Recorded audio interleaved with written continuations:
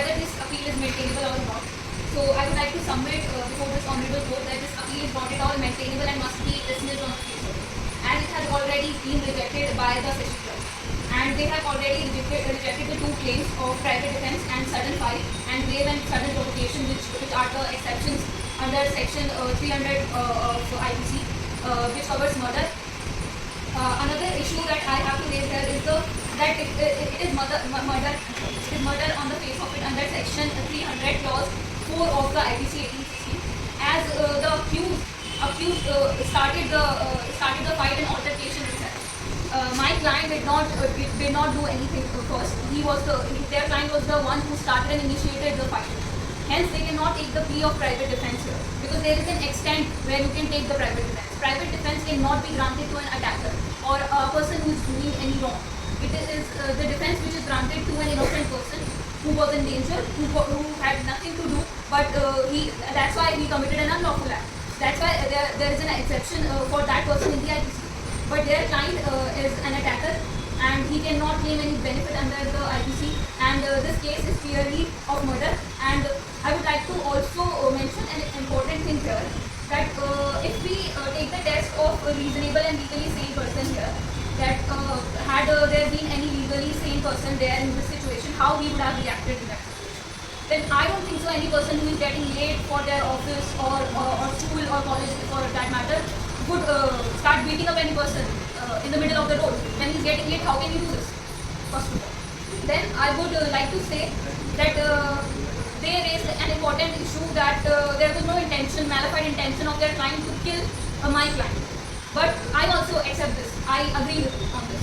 But there was a knowledge back in his mind that the way he is shooting him, the way he was shooting him, there are chances that he might be killed. And when he was taking plea of private defence, then he could have shot just for once and fled from there. He kept shooting him 4 times, and his main intention was just to kill him. And another relief that I would also ask here is of voluntary causing hurt to the employee of the deceased. That was the initial stage. Firstly, when you are getting late for the office, you have got no right to beat any person, because there is a traffic on the road. Nobody can do anything in that. So it is the fault of their client here, and it is a clear case of murder. I would also like to cite some of the important case laws regarding this. First case law is of K. Nanavati versus State of Maharashtra. The facts of this case are not of much importance to us, but the principles laid down and the verdict given becomes very important for us to prove the guilt of the accused. The test of reasonable man, which I just explained to you, was the test that was laid down here, and my client did not provoke their client to do anything.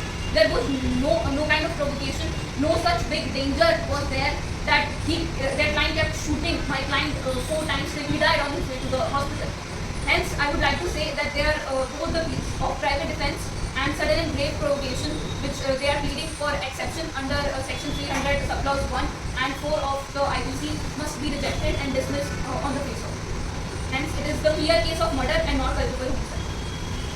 Shall I read the prayer? Yes. Therefore, in the light of the facts stated, issues raised, arguments advanced, and cases cited, the council humbly pleads before your ladyship to dismiss this appeal and convict the appellant for murder and sentence him to life imprisonment under section 302 of the IPC 1860. Appellant accused must also be held guilty under section 321 of the IPC 1860 for voluntarily causing hurt and be punished under section 323 of IPC 1860, and accused be ordered to pay fines as well. This honourable court may pass any other